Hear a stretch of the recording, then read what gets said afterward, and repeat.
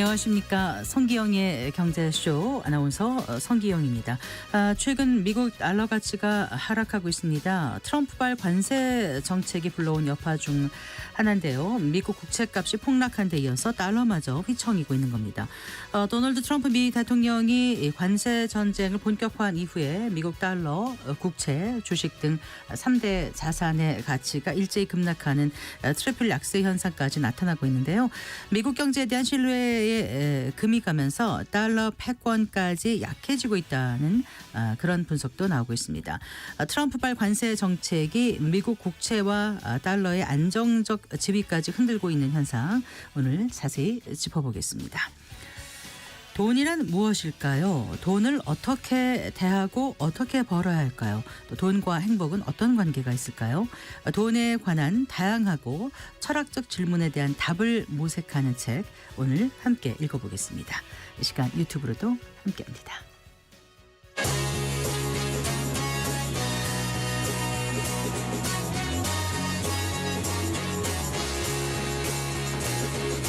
경제 시야를 넓혀드립니다. 투자의 지름길을 안내합니다. 돈 되는 정보를 발견하는 시간. KBS 1라디오 경제쇼.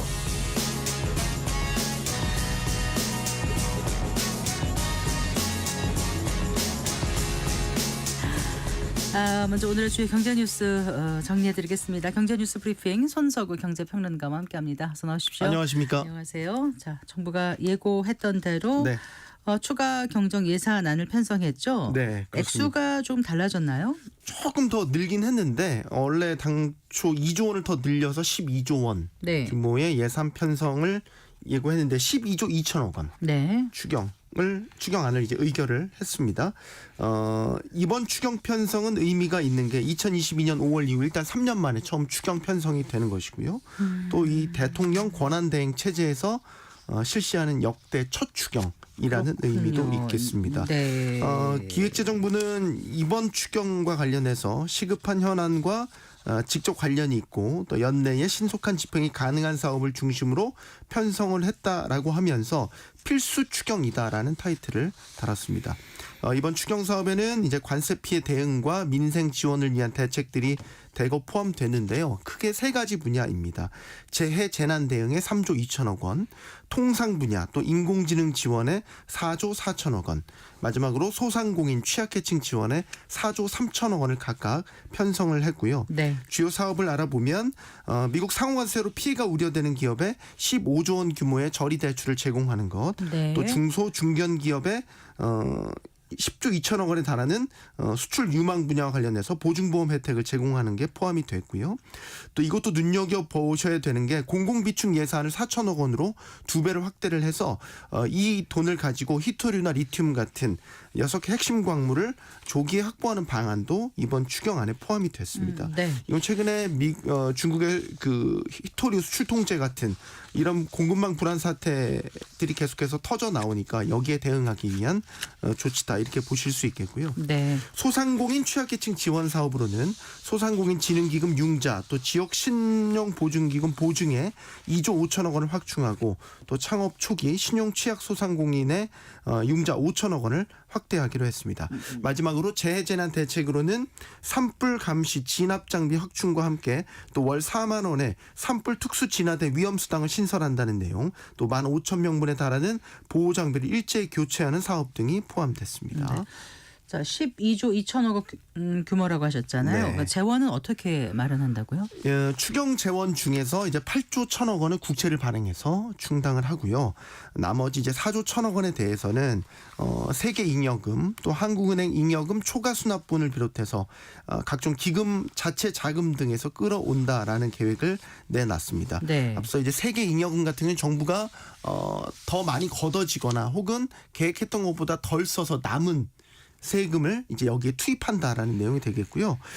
적자 국채 발행을 통한 추경 때문에 지금 당초 올해 관리 재정 수지 적자 규모 73조 9천억 원으로 계획을 했었는데 84조 원을 넘어가게 됐고요. 이에 따라서 국가 채무 비율도 좀 더 높아졌습니다. 0.3%포인트 더 높아져서 48.4%가 되겠습니다. 기획재정부는 앞으로 국회 심의 과정에서 만약 추경 규모가 더 늘어난다면 적자 국채 발행 더 늘릴 수도 있다 이렇게 설명을 했고요. 국회 증액 요구가 있다면 탄력적으로 대응하겠다라는 입장입니다. 이번 네. 추경안은 이제 국회에서 다음 주부터 심의를 하게 되는데 현재 더불어민주당에서는 추경 규모가 적다. 그리고 기존부터 주장해왔던 전국민 소비 쿠폰 이번 추경안에도 계속해서 포함시키자고 주장을 하고 있고 여기에 대해서 또 국민의힘은 반대를 하고 있어서 입장차가 여전히 좀 있습니다. 하지만 추경 편성이 신속히 이루어져야 한다는 데는 이견이 없는 만큼 심의를 거쳐서 다음 달 초 정도면 추경안 국회 통과가 가능할 것으로 전망되고 있습니다. 예.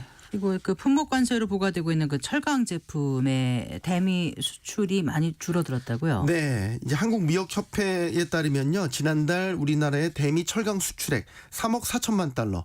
그래서 금액으로 보면 지난해 같은 달보다 18.9% 감소했습니다. 꽤 네. 많이 준 거죠. 이제 무게 수출 중량도 25만 톤. 그래서 1년 전과 비교하면 14.9% 줄었습니다. 트럼프 행정부가 이제 지난달 12일부로 자국으로 수입되는 모든 철강 제품, 알루미늄 제품에 대해서 각각 25%와 10%의 관세를 부과하기 시작을 했죠. 그래서 우리나라의 경우에는 지난 2018년 당시 협상 통해서 받았던 263만 톤 규모의 철강 면세 쿼터가 전부 다 없어진 상태였고, 그렇기 때문에 지난달 한국의 대미 수출 철강 수출이 감소한 거는 미국발 관세 정책의 영향이 일부 있을 것이다. 네. 지금 이런 분석이 나오고 있는 거고요. 이제 온전히 2분기부터는 이제 관세 영향권에 들어가기 때문에 아마 본격적인 수출 타격이 있지 않을까 이런 전망 나오고 있습니다. 네. 이런 가운데 그 트럼프 대통령이 중국과 통상 협상 중이라고 밝힌 거예요. 네, 그렇습니다. 의외였죠. 왜냐하면 서로 지금 보복 관세 상호 이제 소위 말폭탄을 네. 통해서 공격을 주고받았기 때문에, 그리고 그렇기 때문에 이제 이 미국과 중국의 관세 전쟁은 장기전으로 들어갈 것이다. 이렇게 생각을 했었는데 꽤 구체적으로 시기까지 언급을 했어요. 그래서 밤사이 이제 그 백악관에서 행정명령 서명식이 있었는데 여기에서 그 중국과 대화를 하고 있느냐라는 질문이 나왔고요. 네. 여기에 대해서 중국과 대화 중이고 그들이 수차례 연락을 해왔고, 트럼프 대통령이 네, 직접 트럼프 한 대통령이 이런 얘기를 한 말이죠. 겁니다. 네. 그리고 중국과 통상 협상 타결이 가능한 시점에 대해서 앞으로 3주에서 4주 정도로 생각한다. 네. 한 달 안에 타결이 될 수도 있다라는 이야기를 한 거예요. 예. 그러니까 구체적인 협상 타결 시기까지 언급을 한 거죠. 시진핑 주석과 직접 대화한 적도 있냐 이런 질문이 나왔었는데 대화 여부를 언급하는 건 부적절하다 이렇게 얘기를 했지만 그게 중요한 게 아니라 중국과 협상을 잘 타결할 것이다라고 또 이야기를 했습니다. 그리고 이제 우리나라 또 언급이 됐는데 한국을 비롯한 다른 나라와의 상호관세 협상에서도 잘 진행되고 있다. 그리고 그들 이야기를 잘 들을 거고 우린 공정하게 대우할 건데 거래를 결정하는 건 우리다. 네. 그러니까 협상의 주도권은 우리가 가지고 있다라는 얘기를 강조하면서 지금 진행되고 있는 협상에 상당한 자신감을 나타냈다는 거죠.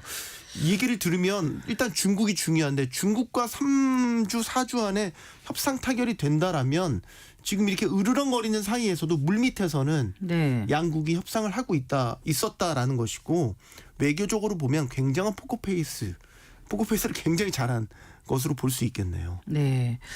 자, 그리고요. 미국 의회가 중국 AI 스타트업 딥시크를 그 조사한 보고서를 발표했는데 네. 지금 미국의 중국 AI 통제가 뭐 전방위로 확산되고 있다 이런 분석이 나온다고요? 지금 돌아가는 상황이 딱 그렇지 않습니까? 이번에 이제 미국 하원 중국특별위원회가 딥시크의 개발 과정을 조사한 결과를 담은 16쪽짜리 보고서를 발간을 한 거예요. 네. 이제 보고서의 내용을 보면 일단 딥시크 모델이 미국으로부터 불법적으로 유출된 기술을 이용해서 제작된 것으로 보인다. 하나가 있고요. 네. 중국에 판매해서는 안 되는 미국산 반도체 칩이 사용됐다. 이 두 가지 점을 지적을 하고 있습니다. 일단 불법 기술 유출 의혹에 관해서는 이 딥시크 직원들이 오픈 AI에 접근을 해서 자사 AI 시스템의 개발 속도를 높이려고 했다. 이런 사실이 발견됐다라는 내용을 보고서 안에 적시를 했어요. 네. 그리고 이제 수출이 금지나가 칩 사용에 대해서는 이 반도체 전문 분석 업체 세미 애널리시스를 인용을 한 건데 딥시크가 최소 6만 개의 엔비디아 칩을 보유하고 있는데 중국으로 수출이 제한된 A100, H100 이건 상대적으로 성능이 높은 거죠. 이 칩을 각각 10,000개씩 6만 개 중에서 각각 10,000개씩을 가지고 있는 게 보고서에 또 포함이 됐습니다. 그러니까 예. 보고서의 결론은 그래서 이런 상황들을 봤었을 때 딥시크가 미국 안보에 심각한 위협이 되고 있다. 그래서 일반적인 AI 챗봇처럼 딥시크가 보이지만 실상은 중국으로 데이터가 유출되도록 하고 중국 법에 따라서 정보를 은밀하게 검열 조작하는 모델에 의존하고 있다라는 것이고요. 그래서 전방위적인 통제 방안들을 또 보고서에 담고 있는데 이게 또 기가 막힙니다. 일단은 이 어떻게 중국으로 이런 첨단 AI 칩이 들어갔었을까? 미국의 의심은 제3국으로의 우회 수출을 의심을 하고 있거든요. 네. 대표적인 나라가 싱가포르 같은 나라인데 아하. 이런 제3국으로 우회 수출이 높은 지역에 대해서는 더 칩 수출을 엄격히 감시하자라는 네. 게 하나가 있고요. 그다음에 칩 제조사들이 엔비디아가 되겠죠. 최종 이용자들을 추적을 해라. 정부에 그리고 이것을 보고해라. 이걸 의무화하겠다라는 게 하나 있고 저는 이게 가장 기가 막혔는데 고위험 국가에 수출하는 칩에는 중국이 되겠죠. 아예 위치 추적 기능을 칩을 내장시켜 이 얘기를 한 거예요. 네네. 그러니까 그리고 이제 딥시크를 비롯한 중국산 AI 모델을 미국 내에서 원천 금지하자. 칩에 그 추적 장치까지 달자고 하는 거는 거의 군사적 수준의 통제를 하자라는 거니까 상당히 수위 높은 권고를 한 겁니다. 이 보고서에 대한 후속 조치로 그 엔비디아에 대한 조사에도 착수했다면서요? 네, 그렇습니다. 이게 지금 미국 하원 미중 전략 경쟁 특별위원회가 예. 엔비디아가 아시아 지역에 판매한 칩에 대한 조사를 시작했고 이제 이걸 보면 앞서 의회가 이제 딥시크 개발 과정에서 이제 그 수출이 통제된 엔비디아 칩이 사용됐다는 조사 결과를 냈으니까 이에 대한 확인 차원이라고 볼 수 있겠죠. 네. 근데 이제 돌아가는 상황을 보면 이게 또 단순한 확인 차원이 아닌 것 같은 게 일단은 엔비디아 측에 2020년 이후 11개 아시아 국가에 판매된 AI 칩의 목적지와 구체적인 구매자 정보를 제출하라고 요청했고요. 네. 2주 안에 이걸 응답하지 않으면 담당자에게 소환장을 발부하겠다. 이 얘기는 이제 조사에 응하지 않으면 강제 조사에 나서겠다라는 뜻이 되겠고, 그다음에 이제 딥시크가 중국으로 그러니까 어떤 경로로 AI 칩이 유출됐는지를 알아보는 거고 그 과정에서 엔비디아가 혹시 협력한 것은 아닌지 이걸 확인하겠다라는 의도도 읽혀집니다.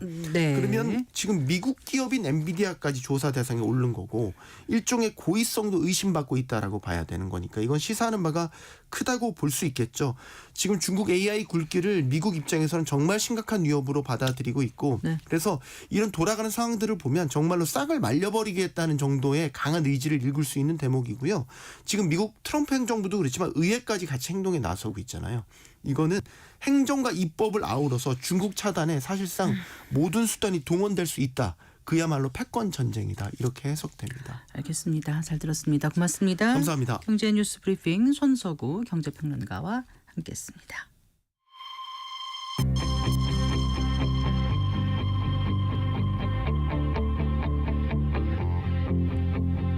경제 전문가의 원포인트 레슨. 꼭 알아야 할 정보와 이슈를 알기 쉽게 풀어드립니다.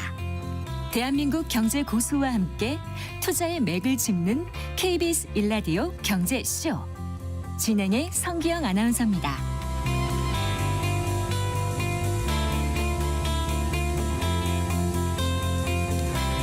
미국 달러화가 약세를 이어가고 있습니다. 1,500원을 육박하던 원달러 환율도 1,420원대까지 지금 하락했는데요. 미국의 상호 관세 정책 불확실성이 계속되자 그 안전 자산으로 여겨졌던 미국 국채값이 폭락한 데 이어서 지금 달러까지 휘청이고 있는 모양새입니다. 여기에 대해서 많은 전문가들이 이제 달러의 어떤 지배적인 그 위치가 흔들리고 있는 게 아닌가 이런 지적을 하고 있던데요. 어떻게 봐야 할지 오늘 이 시간 자세히 짚어보겠습니다. 신동중 숭실대학교 금융경제학과 겸임 교수 스튜디오에 모셨습니다. 반갑습니다. 네, 안녕하세요. 안녕하세요. 학생들이 많이 질문을 할 것 같아요. 앞으로 미국 달러는 어떻게 되는 겁니까? 네네. 라든가 네. 뭐 그렇죠. 네. 예. 뭐 요즘에 온통 신문의 뉴스들은 다 달러 패권에 대한 쇠퇴라든가 네. 안전자산 선호에 대한 지위, 약화 뭐 이런 얘기니까요. 주가가 이렇게 뭐 고점 대비해서 20% 이상 급락했고 M7은 뭐 한 30% 네. 폭락하는 과정에서도 예전 같으면은 안전자산 선호로 달러가 강세를 보이거나 네. 국채 금리가 하락했거든요. 장기 네. 국채 금리가. 네. 근데 지금은 주가가 저렇게 폭락하는데 달러는 고점 대비해서 한 10% 가까이나 약세였고 국채 금리도 최근 아시는 대로 뭐 급등하는 현상들이 최근 좀 진정되고는 있습니다만 여전히 네. 높은 수준에서 이게 뭔가 좀 이상하다. 옛날이랑 좀 다르다라는 얘기가 나오고 있고요. 네. 또 미국의 월스트리트에서 요즘에 이제 한창 밈이 유행하는 게 뭐냐면 Make America Great Again, 뭐 마가가 네. 거기서의 G가 네. 자이레이츠라는 표현을 써요. 네. 이게 뭐냐면 롯데월드 가면 자이로드롭이라고 네, 있잖아요. 예. 이렇게 빙빙 돌리면서 좀 충격을 주는. 그래서 미국을 빙빙 돌리고 있다. 혹은 뭐 데인저러스 어게인, 네. 혹은 뭐 푸어 어게인, 리스키 네. 어게인 이런 여러 가지 표현들이 밈이 지금 나올 정도로 정도로. 미국이 마치 이머징 마켓 같다. 네. 이머징 마켓 같다라는 거는 물론 변동성이 크기도 하고 자금이 불안할 때 빠져나가는 것도 물론 있지만 네. 예를 들어서 경제라든가 기업을 분석할 때 정상적으로 만약에 애플이라고 하면 애플이라는 기업처럼 엄청나게 큰 기업을 네. 우리가 미래에 현금 흐름이 어떻게 될지 어떻게 돈을 벌고 배당을 줄지를 예측해서 네. 그게 적정 주가를 산출해내야 되는 게 네. 정상인데 네. 지금 애플의 적정 주가를 구하기가 불가능하다. 왜냐하면 도대체 비용이 얼마나 들지 공장들을 다 미국으로 짓게 한다고 하잖아요.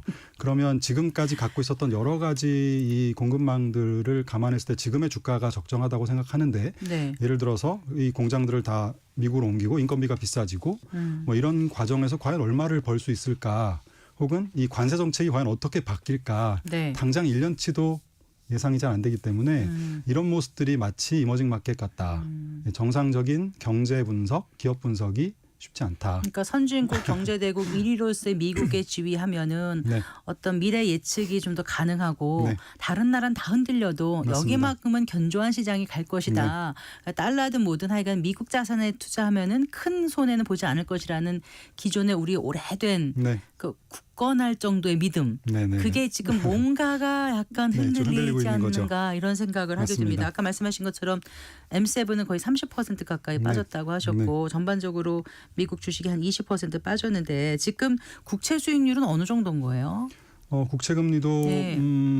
숫자가 지금 갑자기 생각이 네. 그런데요. 네. 어쨌든 그 국채 금리가 최근에 급등하게 된 이유가 예.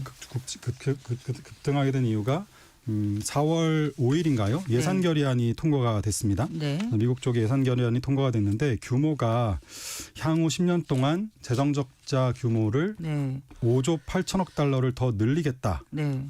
일단 발표를 했어요. 그리고 거기다가 10년 동안 이자 갚는데 1조 1천억 불 그러니까 네. 총 합쳐서 한 7조 달러 정도를 추가로 재정 적자를 더 내겠다는 겁니다. 네. 네. 지금 보니까 미국 10년물 금리가 4.3%대 초반 정도고 네. 최근 4.5 정도까지 갔다가 네. 조금 내려온 상태이죠. 네. 그런데 이 규모가 얼마나 되는 거냐면 우리가 팬데믹 때 경기부양책을 엄청 썼지 않습니까? 그때 뭐 레스큐 법안, 뭐 미국 구제법, 네, 뭐 네. 케어스 법안 이런 것들 발효했는데 네. 그때 당시 썼던 금액이 1조 7천억, 1조 8천억 달러예요. 아, 그래요. 네, 그리고 1차 감세한 때 했던 것도 1조 5천억 달러. 그런데 지금 거의 5조 8천억 달러 플러스 1조 1천억 달러의 이자. 네. 이 정도의 규모가 나오니까 당연히 국채 발행이 많이 늘지 않겠습니까? 그렇죠. 그래서 그것 때문에 일단 국채 금리가 급등했고요. 네. 거기에 포지션이 좀 꼬인 헤지 펀드들이 좀 손절하면서 아. 금리가 한번 더 오르는 이런 현상들이 있었습니다. 네. 보통은 뭐 채권 시장의 자경단이라고 하는데요. 그 너무 부채를 국가가 많이 일으켜서 지금처럼 이자 갚기 위해서 또 발행하고 국채가 더 발행되고 더 또 네. 이자가 늘고 이런 과정이 지속되면 지속 가능하지 않으니까 채권 시장에서 채권을 팔고 떠나면서 네. 금리가 많이 오르죠. 그러면 정부가 놀라서 이제 그거를 좀 줄이는 자제하는 이런 형태를 우리가 채권 시장의 자경단이 출현했다라고 얘기하고 몇 년 네. 전에 영국의 그 새로운 정부가 총리가 들어오시면서 갑자기 경기부양책 쓰겠다고 네. 그때 영국도 국채 발작이라는 표현을 우리가 썼었잖아요. 네, 네. 그때랑 똑같은 지금 비슷한 현상들이 일어나고 있다고 봅니다. 근데 이거는 제 생각에는 앞으로 자주 만나게 될 리스크예요. 네. 왜냐하면 팬데믹 때 물론 돈을 워낙 많이 썼지만 팬데믹 당시에 5년 동안 국채의 발행 잔액이 네. 70% 이상 늘었어요. 아, 5년 네, 동안. 네. 그러면 그 늘어난 만큼 누군가 사줘야 되지 않습니까? 국채를. 그렇죠. 네. 근데 사고자 하는 수요가 그렇게 늘진 않았거든요. 그러니까 발행이 많은 만큼 네. 수요가 따라가지 못하면서 나타나는 금리 상승 네. 현상이 지금 계속 만나고 있는 우리 현상들이고요. 가격과 금리는 이제 반대로 움직이는 맞습니다. 거고요. 맞습니다. 네. 그래서 지금은 외국인 비중이 미국 전체 국채 시장에서 외국인들이 한 55%까지 사주고 있다가 네. 지금 한 30%로 많이 줄었고요. 이게 줄어든 게 발행이 너무 많다 보니까 외국인들도 사긴 사는데 그 속도를 지금 못 따라가는 거고. 일본이나 중국이 좀 많이 매도한 게 아닌가 이런 관측은 어떻게 보세요? 일본, 중국은 네. 옛날부터 많이 조금씩 줄이고 있었어요. 예. 조금씩은 줄이고 있었고, 근데 지금은 일본이나 중국이 매도한다는 흐름 때문이라기보다는 말씀드렸지만 전체적으로 발행이 너무 많다. 예, 만약에 일본하고 중국이 가만히 있었더라도 네. 이거는 지금은 수요가 좀 부족한 그런 상황이고요. 네. 달러가 약세로 가면 자연스럽게 국채를 투자했던 뭐 일본, 중국뿐만 아니라 다른 나라의 투자자들도 국채를 갖고 있으면 손실이 나는 거잖아요. 네. 금리도 오르고 달러도 약하니까요. 그러면 자연스럽게 국채를 팔지 않아도 네. 환율만 해지를 하게 됩니다. 네. 그러면 그 파생상품 시장에서 달러를 매도하는 형태의 거래를 하거든요.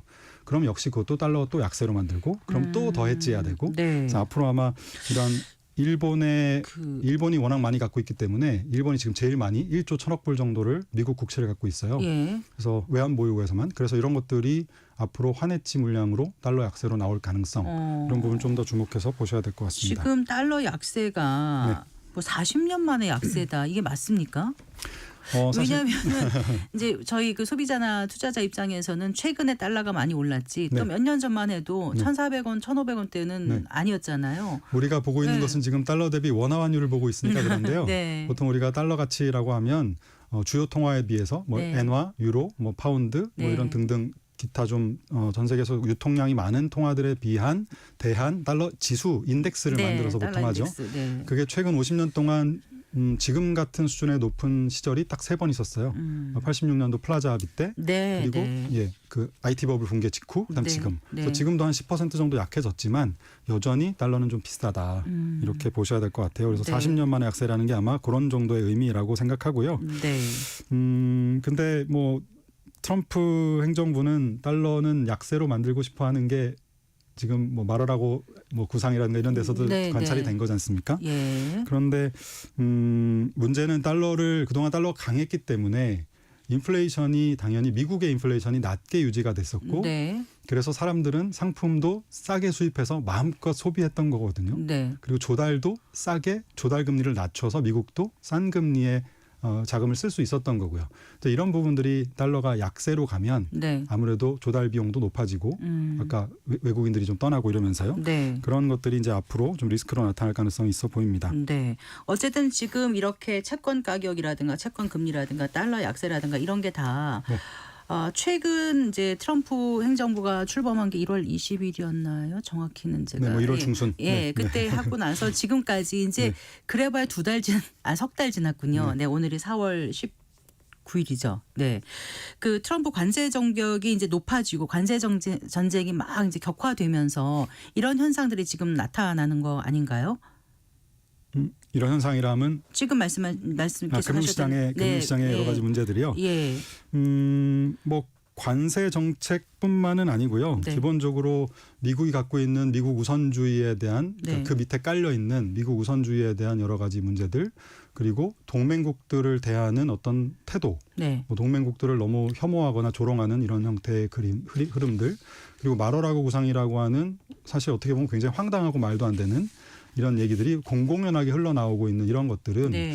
사실 내가 달러로 된 무언가를 갖고 있을 때에 네. 이거 뭔가 문제가 생길 수도 있겠구나라는 생각들을 자연스럽게 가지게 만들어 주거든요. 네. 그게 이제 소위 표현하는 대로라면 달러 자산을 보유하는 데 따른 위험 프리미엄이 높아지고 있다라고 네. 우리가 표현을 하는 거죠. 네. 그렇게 되면 아무래도 자금이 저 같아도 달러 자산을 줄일 것 같아요. 외환보유고를 제가 만약에 미국 달러로 운용하고 있다. 국채로. 네. 그러면 이거 갖고 있다가 갑자기 무이자 채권으로 바꾸자고 하거나 아, 그렇죠? 네. 네, 바꾸자고 하거나 그게 가능한 지금처럼 달러로 약해지거나 예. 이렇게 되면 내가 손실이 나니까 네. 아까 국채를 안 판다면 달러라도 해지를 하고 싶을 거고 네. 달러를 선물을 매도한다든가 해서 해지하고 싶을 거고 그렇지 않다면 국채를 줄이고 싶겠죠. 네. 현실적으로는 마러라고의 뭐 구상은 불가능하다고 저는 봅니다. 네. 그런데 예를 들어서 우리나라에게 예. 미국 국채 제로금리로 바꿀래 아니면 방위비를 더 낼래 뭐 이런 형태의 좀 뭐 딜을 시도한다면 우리가 아마 방위비를 더 내야 되는 방향으로 혹은 뭐 조금 교체를 하는 방법으로 이런 고민이 되지 않겠습니까? 그래서 지금 이거는 실제로 무이자 채권으로 바꾼다 그 자체보다는 저들이 저런 카드까지도 활용해서 젤런스키에게 광물을 요구하는 것처럼 네. 아주 힘들 때에 무언가 우리에게 가져가려고 하는 무언가 있구나 이제 이런 두려움과 상상들을 하게 만들었다는 것이 네. 달러에 대한 신뢰의 균열 혹은 네. 뭐 이런 리스크라고 봐야 될 것 같습니다. 네. 자, 오늘 4월 18일 금요일인데 진짜 딱 3개월 됐어요. 네. 그런데 정말 많이 요동치고 있다 이런 생각하는데 지금 계속 마로라고 합의를 네. 몇 번 말씀해 주셨는데 잠깐 네. 마로라고 합의가 네. 왜 말도 안 되는 건지 네. 그런 표현을 하셨잖아요. 네, 네, 네. 언제 어떻게 무슨 합의가 이루어졌는지 되게- 합의가 이루어진 건 전혀 없고요. 네, 근데 그래서 합의라고 표현을 하셔서 네. 제가 말하라고 그래서 구상이라고 표현한 구상이라고 거죠. 네. 제가 잘못 알아듣고 오늘 지금 보통은 말하라고 합의라고 많이 표현하시고요. 네. 그런데 아무리 생각해도 이건 합의될 만한 수준이 아닌 거죠. 네. 미국 스스로 그냥 구상해보고 이렇게 하면 어떨까 달러를 약세로 만들기 위해서 제조업을 좀 부흥시키기 위해서 우리의 비용들을 좀 동맹국들 혹은 적국들에게 분담을 하자. 관세와 안보를 레버리지해서 네. 뭐 이런 거거든요. 근데 만약에 이게 정말 구상이 된다고 하면 현실화 가능성이 내비쳐지거나 시도가 된다고 하면 말씀드린 대로 기존의 달러를 갖고 있거나 미국 국채 혹은 미국 자산을 갖고 있는 투자자들은 당장 좀 줄이고 싶어 할 겁니다. 네. 그래서 그러면 자연스럽게 지금처럼 달러 가치가 하락하고 국채 금리가 급등하는 이런 부작용들이 나타날 수 있겠죠. 그 전 재무장관이 제닛 옐렌 전 재무장관도 그 TV에 출연해가지고 미국 채권 시장의 투매 상황을 보면서 투자자들이 달러 기반의 자산을 기피하기 시작했고 이게 글로벌 금융 시스템의 근간인 미국 국채의 안정성에 대한 의문을 제기하는 것이다. 전 재무장관도 지금 이렇게 얘기를 하고 있거든요. 네네. 네. 그러니 이런 불안이 사실 미국 전 세계뿐만 아니라 미국 내에서도 이미 네. 확산이 되고 있을 거라는 생각이 들거든요. 네네네. 네. 그런 지금 이제 트럼프 행정부가 이런 지금 이제까지 보여온 3개월간에 보여온 그런 어떤 스탠스 입장을 계속 견제할 수 있을 것인지 당장 중국하고도 전혀 협상을 안 할 것처럼 네. 막 하더니 사실은 물밑에서 협상을 하고 있다 이런 또 속보도 전해지고 있고 네. 가시적으로 한 3, 4주 아니면 뭔가 이뤄낼 수도 있다라고 트럼프 대통령이 얘기했다고 앞서서도 저희가 이제 전해드렸거든요. 네네. 예, 그럼 뭔가 좀 변곡점이 생길 수 있을까요? 어떻게 보세요? 저는 글쎄요, 협상을 오히려 트럼프 대통령 쪽이 좀 다급해 보이고요.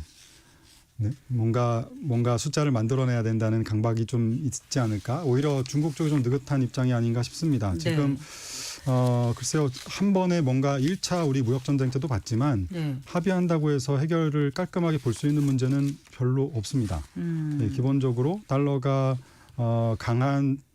강했기 때문에 뭐 제조업이 약해졌고 일자리를 잃었다라고 표현을 하지만 사실 달러가 강했기 때문에 그동안 아까 말씀드린 대로 싸게 많은 물건들을 구입해서 마음껏 사용했고 또 저금리의 수혜도 누렸고 네. 기축통화의 지위도 갖고 갔었거든요.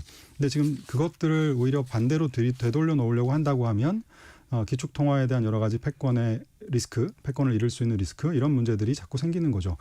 최근에 좀 상징적인 뉴스가 하나 있었습니다. 한 2주인가 3주 전쯤에 네. 유럽의 중앙은행하고 감독 당국의 여러 가지 이제 임원들이 모여서 네. 회의를 하다가 ECB에서요. 네. 하다가 이제 비공식적으로 대화를 나눴다고 하면서 나와서 인터뷰라는 내용이 밝혀진 게 있어요. 뭐였죠? 그게 뭐냐면 만약에 유럽이 또다시 위기에 빠지면 뭐 팬데믹이든 아니면 어떤 뭐 금융기관이 크게 파산을 하든 어떤 상황이든 간에 어떤 상황이든 간에 위기에 빠지면 연준이 옛날처럼 달러 수합 라인을 통해서 네. 무제한으로 달러를 유동성을 공급해 줄까?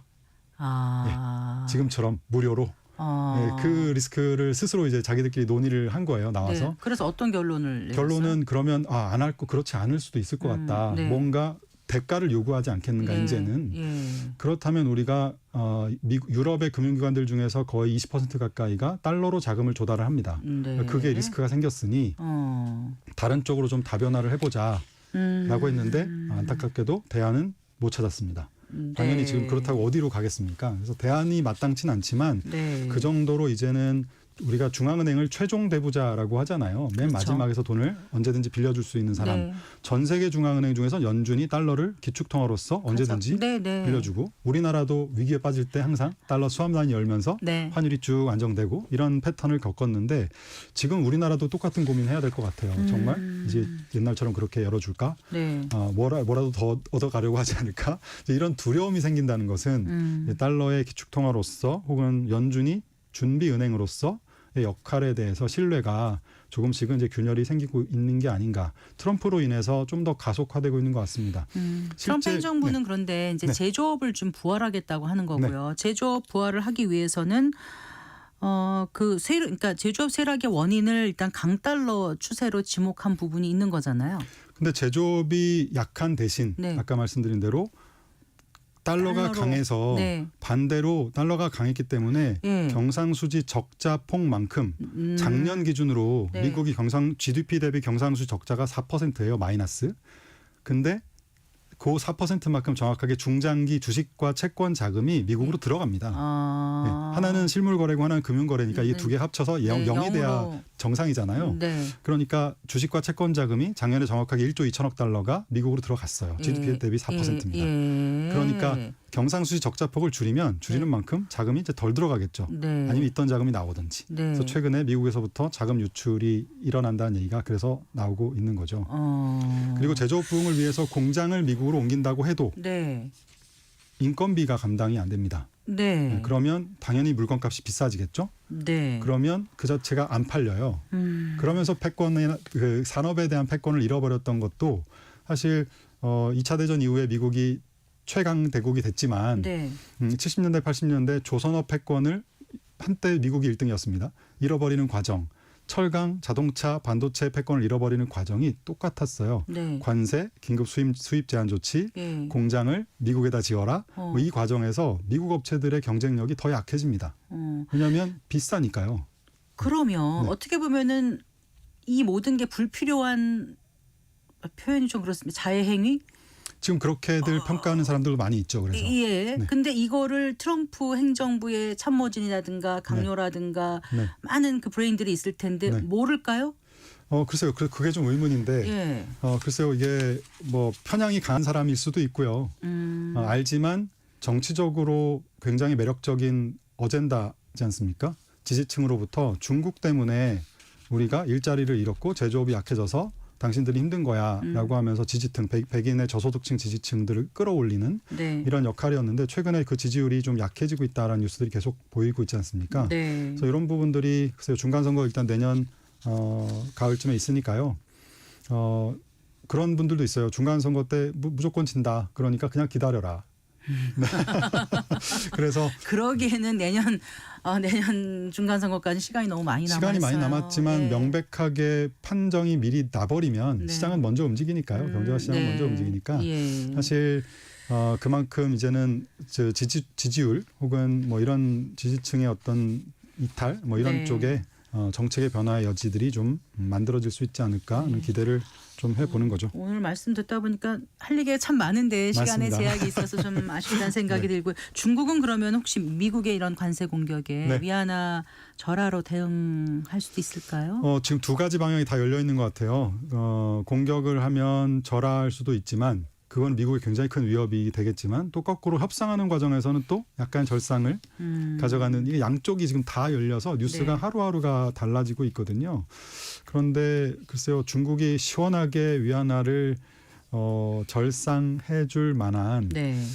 이유들이 그렇게 많지 않은 것 같아서 네. 만약에 약속을 하더라도 트럼프 임기 이전에 내년 중간 선거 이전에 과연 그만큼을 다 해줄까 조금씩 시차를 두고 아마 하지 않겠는가 하는 정도의 생각은 듭니다. 좀 시장이 다 열려 있기 때문에 지금 이제 다른 나라 환율 관심 있게 지켜보는 투자자들 많으신데 최근 보면 원엔 환율이 얼마까지 갔습니까 지금? 지금 딱 1,000원 정도 될 겁니다. 네, 990몇 원 정도. 999원 정도 되는 것 같더라고요. 최근에 1,000원 돌파하기도 했었는데 네.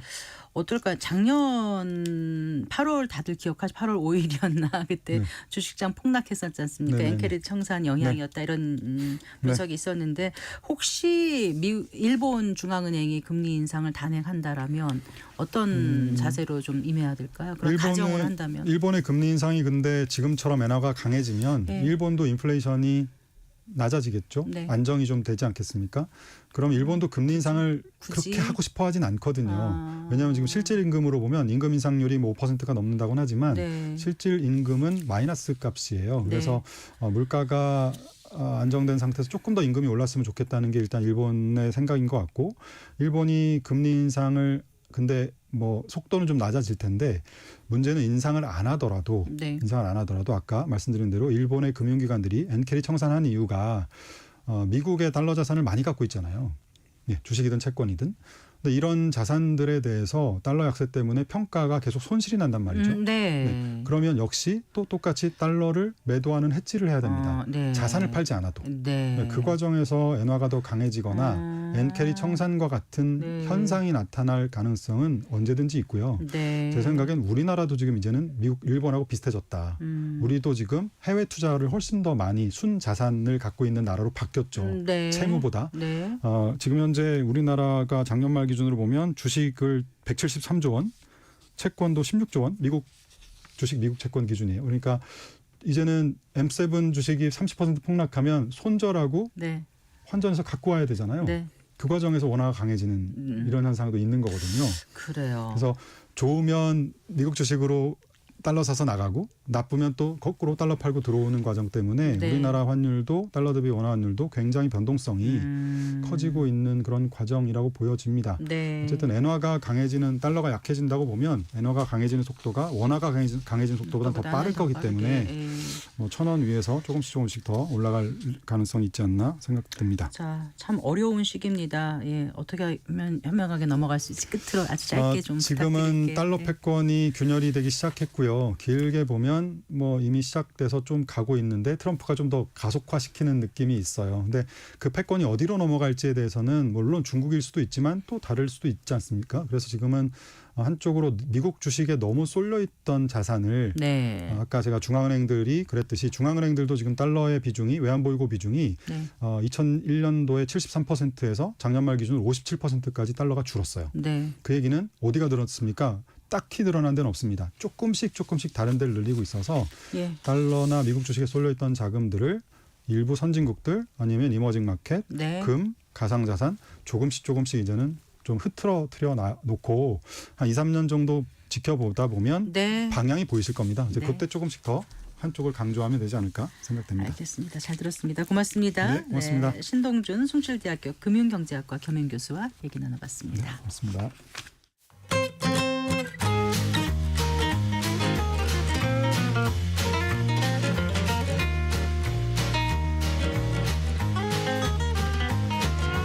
경제 맛집 투자 핫플.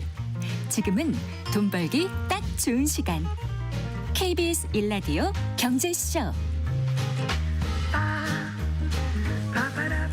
책에서 경제 보는 눈을 키우고 투자의 길을 찾는 경제 읽기 순서입니다. 돈에 관한 철학적 질문에 대한 답을 모색하고 있는 책이라고 하나요? 돈의 철학 오늘 함께 읽어볼까요? 미래에셋 투자와 임금센터의 이상권 센터장 스튜디오에 모셨습니다. 반갑습니다. 네, 반갑습니다. 네. 철학하면 좀 심오하고 좀 난해하고 어렵다는 생각이 드는데 이 돈도 어렵거든요. 돈의 철학. 이 책은 좀 재밌게 읽을 수 있어요. 굉장히 좀 잘 쓰여진 책이어가지고 돈은 자본주의 사회에서 어찌 보면 산소와 같은 존재거든요. 그렇지만 우리가 뭐 저를 포함해서 돈에 대해서 한번 진지한 성찰을 하는 경우는 별로 없잖아요. 그냥 사람들이 빨리 많이 벌고 싶긴 할 뿐이고요. 근데 이 책은 국내에서는 굉장히 보기 드물게 네. 그 돈을 철학적인 관점에서 좀 다양하게 접근하고 있는데 네. 과연 돈이란 무엇인가? 돈이 우리네 삶과 어떤 관계에 있는 것이고 돈의 관점에서 봤을 때 우리가 어떤 삶을 사는 것이 좋은가 이런 것들을 좀 다양하게 접근하고 있는 책이고요. 네. 이 책의 저자는 한신대 명예교수인 임성민 교수입니다. 아, 이분이 네. 예전에 저자가 우리나라 예, 분이군요. 우리나라 분이세요. 예. 외국 책을 많이 그동안 소개해 주셨어가지고요. 예. 이분이 예전에 경영학자가 쓴 돈의 철학이라는 책을 이 책 나오기 전에 한번 쓰신 적이 있었는데 그건 주로 네. 이제 돈에 관한 주요 말들을 모아놓은 책에 가까웠는데 이 책은 좀 해제에 가까워요. 그래서 새로 나온 책이고 몇 년 전에 나오긴 했었지만 그래서 이 경영학자가 쓴 돈의 철학을 소수의 일부 매니아들이 좋아하는 독자들이 계셨었어요. 저도 그중에 한 명이었고. 근데 이제 돈의 철학은 그거보다 더 좀 쉽고 재밌게 읽히는 책이라서 여러분들께서 네. 한번 돈을 한번 진지하게 생각해 보실 분들 읽으시면 총 좋을 것 같고요. 네. 이 책은 총 3부로 17개의 주제를 다루고 있어요. 네. 그래서 오늘은 이 책을 예. 아직 읽어보지 못했지만 안 읽어봐도 일단 이런 게 처음에 나올 것 같아요. 돈이란 무엇인가. 예, 맞아요. 맞습니다. 모든 게 그렇죠. 예. 네. 돈에 대해서 여러 가지 각도로 개념 정의를 하고 있는데 저는 그중에서 여러분들에게 오늘 소개해 드릴 것은 이런 주제입니다. 돈은 감정적인 실체다. 그러니까 돈은 감정적인 실체가 있는 것이다라는 얘기인데 우리는 돈이란 것 자체 되게 중립적인 존재를 보거든요. 네. 저자는 그렇게 얘기하지 않습니다. 돈이 슬픔, 분노, 증오, 기쁨을 결정한다. 이 돈이 감정에 미치는 영향은 이중적인데 돈은 최악의 감정과 최고의 기쁨이라는 모순된 감정을 불러일으킨다고 얘기를 하고 하면서요. 네. 지갑이 비어 있으면 인간은 무기력하고 비굴해진다. 그것은 고통 그 자체다. 그다음에 돈은 또 한편에서는 평안과 근심을 주죠. 네. 그러니까 돈에 시달리는 사람은 온 정신이 돈에 사로잡히게 되고 돈이 공공할수록 저자가 얘기하기에 유혹에 더 약해진다라는 거죠. 그래서 투자할 때도 보게 되면 돈이 좀 규모가 적으시거나 돈에 쫓기시는 분들이 더 레버리지를 더 많이 쓰는 경향이 있어요. 예, 훨씬 더 유혹 앞에 약해지는 거죠. 네. 그래서 저자는 굉장히 단호하게 말합니다. 제가 읽어드리면 우리가 느끼는 행복, 사랑, 아름다움, 진실, 안정은 돈과 교환될 수 없다고 혹자는 주장하지만 네. 사실은 그렇지 않다. 이런 감정들은 돈과 교환되는 것이다. 그래서 네. 돈은 단순한 생활 수준만을 의미하는 것이 아니라 한 사람의 정신 상태를 좌우하는 감정적 실체로 받아들여야 된다. 이런 근데 얘기가 이게 돈, 행복, 사랑, 예. 아름다운 진실, 뭐 안정 이런 게 돈과 완전히 그 교환될 수 있다고 얘기하지는 않았겠죠, 예, 설마. 100%는 어느 정도 아니죠. 영향이 예. 있다는 거지. 그쵸. 돈이 심리적인 안정을 줄 수 있지만 돈이 있다고 다 행복하다 이렇게 결론 내리기는 어렵지 않은 나중에 이제 건가요? 그런 얘기를 해요. 돈이 있다고 행복하지는 않지만 네. 그거는 이제 일반적인 얘기고 보통 사람들한테는 확실한 거는 네. 돈이 행복에 미치는 변수는 굉장히 크거든요. 그러니까 네. 아주 돈이 많아진 다음에 약해지는 거지. 네. 일정 구간까지는 네. 돈이 행복에 미치는 영향이 굉장히 강합니다. 그러니까 네. 저자는 이제 이걸 다루면서 좀 단호한 표현들이 있긴 하지만 뭐 책을 전체를 읽어보시면 뭐 다른 내용도 충분히 다루고 있어서 여러분들께서 네. 저는 이제 돈이라는 게 저는 드리고 싶은 말씀이 그냥 중립적인 것이 아니라 우리들의 마음의 감정 상태들을 결정하는 중요한 변수라는 거를 받아들였으면 하시는 마음에서 이 부분을 먼저 소개해드렸습니다. 그래요. 보통 이제 돈 얘기를 하다 보면 어떻게 사람들은 돈을 벌 수 있을까, 혹은 예. 부자들은 어떻게 예. 돈을 모았을까, 그들의 공통점은 무엇이었을까, 뭐 이런 얘기 하지 예. 않습니까? 예. 이 책에도 그런 걸 담고 있겠죠. 예, 그 태도적인 측면에서 저자가 지적하고 있는 내용 중에 제가 한 3가지 정도를 골라갖고 왔는데요. 첫 번째, 부자들은 그 돈을 좋아하고 중요하게 생각하는 사람들이다. 그러니까 단순하게 개인적인 치부, 그러니까 돈을 버는 것만 의미하는 것이 아니고 돈은 사회를 위해 봉사할 수 있는 수단이라는 생각을 가지고 있다라는 거죠. 네. 그래서 그러면서 이제 공자님 말씀을 소개하고 있는데 공자님 이런 말씀하셨대요. 부를 구할 수 있다면 나 또한 마부 노릇을 해서라도 구할 것이다. 아하. 예. 둘째, 부자들은 일을 좋아하는 사람들입니다. 저자는 네. 그렇게 얘기를 해요. 부자와 가난한 사람을 가는 가장 중요한 차이가 일을 대하는 태도다. 예, 그래서 이제 부자들은 대부분 일 중독자들이고 네. 일을 사랑한다. 아. 그다음 3번째, 부자들은 열정적인 학습자들이다. 뭐 저도 방송에 여러 번 말씀드리지만 워렌 버핏, 빌 게이츠, 홍콩의 최고 부장 리카싱, 네네. 뭐 우리나라 옛날에 그 정주영 회장님 같은 경우 또 이병철 회장이나 한국그룹 창업하신 그때 특징 중에 하나는 다 독서공들이었어요. 네. 그래서 뭐냐면 듣고 배우기는 부자가 되기 위한 기본 덕목이다. 듣고 배우는 것 자체가. 근데 다른 사람들을 희생시켜서 부를 쌓아서는 안 된다. 그러면서 저자는 상인이라면 두 개의 장부, 우리 기억하는 장부가 있어야 되는데 하나는 금전적인 장부고 하나는 도덕적인 장부다. 그러면서 이제 희생을 시키지 않는 부를 이제 저자는 강조를 하고 네. 있죠. 돈이라는 게 사람의 감정, 정신 상태를 많이 좌우한다 이런 예. 대전제가 있는 책인데 실질적으로 그 노력을 해도 안 되거나 예. 아니면 태어나 보니까 굉장히 이제 형편이 어려운 집안에 태어나서 계속 노력해도 안 되는 경우도 있고 예. 절망하는 경우도 있지 않습니까? 맞습니다. 요즘 그런 얘기들 많이 해요. 예, 맞습니다. 부모님이 도와주지 않으시면 하기 어렵다 뭐 이런 예. 얘기 하는데 그럴 경우에 어떤 마인드로 그러면 돈에 대해서 접근을 하고 부를 읽어 나갈 수 있을지 예. 궁금합니다. 한 두 가지를 소개해 드리려고 그러는데 이 책에 나온 내용 중에 첫 번째 저자가 정의하는 가난의 정의입니다. 가난은 미운 축복이다. 미운. 네. 그러니까 왜냐하면 가난을 경험하면 인내와 절제력을 키울 수 있고 또 가난을 벗어나겠다는 강력한 의지가 있다면 그것이 노력과 끈기로 이어진다. 그러다 네. 보게 되면 그 과정에서 노력하는 과정에서 지혜가 생기고 네. 발전하는 기쁨을 느낄 수 있다라는 게 이제 저자의 얘기고요. 그래서 저자가 강조하는 것은 뭐냐면 가난에 굴복하는 것이 아니라 가난에서 벗어나겠다는 의지와 노력, 그다음에 가난함에 대한 경험을 자양분으로 삼으려는 노력이 더 중요하다 이런 얘기를 하고 있습니다. 두 번째로는 이제 이건 당연한 얘기인데요. 검약과 저축하는 습관이에요. 네. 그러니까 이제 검약 아껴 쓰는 거죠. 검약은 확고한 자립 기반이다. 그다음에 검약은 삶의 질서를 부여한다. 네. 그러면서 이제 톨스토이의 얘기를 인용을 하고 있는데 그 아무도 지나치게 소박한 생활을 했다고 후회하는 사람은 없다. 이런 말을 합니다. 그래서 이 저축은 그 가난을 막아주는 가장 확실한 방법이라고 저자는 강조하고 있고요. 이 수입의 많고 적음을 얘기하는 네. 것이 아니라 저축하는 습관을 가진 사람들은 자제력이 있는 사람들이라는 거죠. 그래서 직원들을 뽑을 때도 저축하는 사람을 뽑는 게 좋다고 얘기합니다. 이런 사람들이 자제력이 있고 인내심과 끈기 같은 게 더 있기 때문에요. 네. 그래서 이 저자가 이제 쓴 문장 한번 읽어드리면 부자가 되기 위한 첫걸음은 절약이다. 절약하다 보면 신중해지고 신중하면 실수가 줄고 기회포착에 능란해진다. 거부들은 하나같이 근면과 검약으로 돈을 모았다. 내일 할 일을 오늘 하고 오늘 먹을 것을 내일 먹고 하기 싫은 일을 하고 먹기 싫은 건 먹고 입기 싫은 옷 입으면 틀림없이 부자가 어떡해요. 된다. 저는 오늘 할 일을 좀 미루는 게 그리고 먹고 싶은 건 당장 찾아가서 네. 먹어야 되고 막 그런데 부자 되기. 그러니까 이제 이것은 이제 저자가 이제 어찌 보면은 아니 많은 분들이 그렇게 생각하실 것 같아서. 비유적으로 이제 설명한 그래서 글이고요. 사실 예. 가난을 벗어나서 부자가 되거나 아니면 부자라도 그걸 유지하기가 어려운 것 같아요. 맞아요, 인간의 맞습니다. 속성이라는 맞습니다. 게. 예. 아까 이제 그 행복에 대한 얘기 좀 예. 해주시면 좋을 것 같아요. 돈과 예. 행복의 상관관계. 예. 네. 그 저자는 보통 돈에서 행복을 찾지 말라고 얘기를 하는 사람들이 많은데 자기는 공감할 수 없다. 왜냐하면 아까도 말씀드린 것처럼 일반적인 보통 사람들에게는 설득력이 없는 얘기라고 하고 있고요. 네.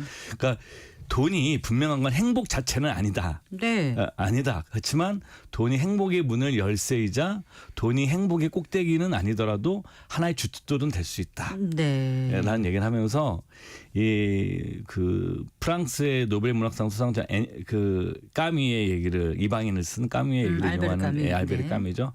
많은 소득이 행복의 비결이다. 돈 없이 행복하다는 것은 영적인 속임수다.